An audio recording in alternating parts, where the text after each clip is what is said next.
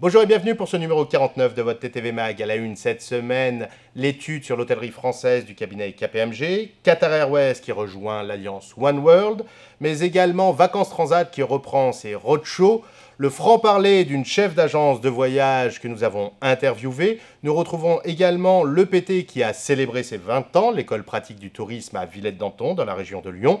Bien sûr, votre destination, nous partirons cette semaine à côté de Borobudur pour découvrir les villages et les villageois. Et pour terminer, votre rubrique Vécu en agence. L'année 2012 devrait être une bonne année pour l'hôtellerie française. En effet, le cabinet KPMG vient d'éditer son étude annuelle. Après une année 2011 exceptionnelle, l'année 2012 devrait être une bonne année. Pourquoi ? Parce que en termes de taux d'occupation et de rentabilité, les chiffres annoncés sont plutôt bons. En effet, si on juge l'activité jusqu'au mois d'août 2012, il ressort que le taux d'occupation des hôtels fin août était à 65,2%, toutes catégories confondues, contre 64% fin août 2011. Le revenu moyen par chambre, qui est un indicateur très important pour les hôteliers, est également en hausse. Si on prend le cas de Paris, on a une hausse de 2,5% en moyenne pour les hôtels 4 étoiles, 2,9% en moyenne pour les hôtels 3 étoiles et plus 3,7% pour les hôtels 2 étoiles. La destination France, quant à elle, profite comme en 2011 d'une clientèle à la fois nationale et étrangère qui a considéré la France comme une destination refuge, mais pâtit de la concurrence de l'Espagne et de la reprise de certaines destinations au Maghreb. La compagnie Qatar Airways va donc rejoindre l'alliance One World. Elle consolide ainsi son assise au Moyen-Orient. Qatar est la première des 3 grandes compagnies du Golfe à rejoindre une des grandes alliances internationales du monde de l'aérien. On soulignait le transporteur et l'alliance dans un communiqué commun. Cette intégration devrait intervenir d'ici 12 à 18 mois.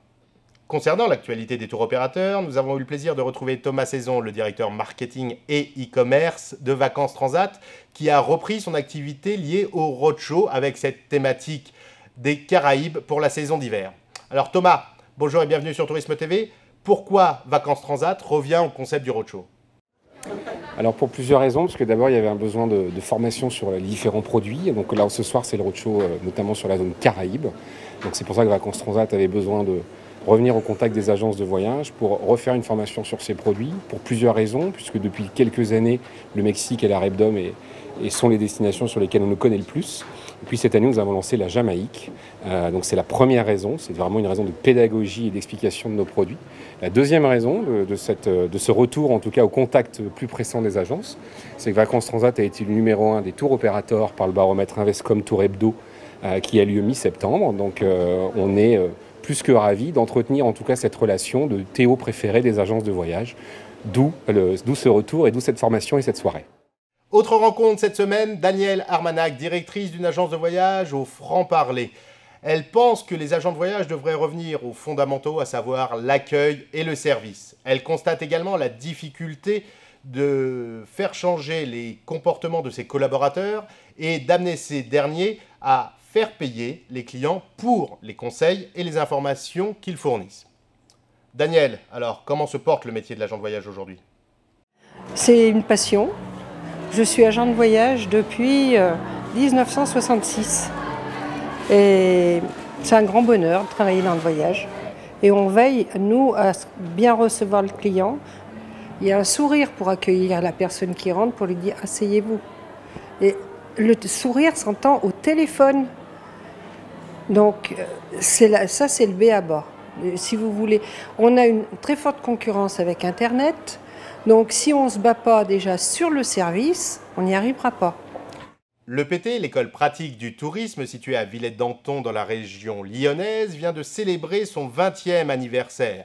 C'est une structure du groupe AFT Team qui a su, au cours de ces années, adapter l'ensemble de ses formations aux réalités des métiers et aux besoins de la profession et qui peut s'enorgueillir d'avoir un placement de 80% de ses étudiants dans les entreprises du tourisme 6 mois après leur sortie de la formation. Votre rubrique destination vous emmène cette semaine en Indonésie sur l'île de Java. Vous connaissez tous les merveilles que sont Borobudur et Prambanan. Mais connaissez-vous la vie des villages et des villageois environnants? C'est ce que nous vous proposons de découvrir avec une nature, des villages et des visages exceptionnels. Votre rubrique Vécu en agence, on retrouve une perle de l'aérien. Vous désirez un billet Cayenne-Paris en aller-retour, c'est bien ça? Oui, c'est ça. Votre ami, côté fenêtre ou côté couloir? Bah, côté couloir, parce qu'il n'aime pas avoir le vent dans les cheveux. En voilà un qui pourrait voyager avec le candidat républicain aux élections présidentielles américaines. Merci de votre fidélité, portez-vous bien et rendez-vous la semaine prochaine.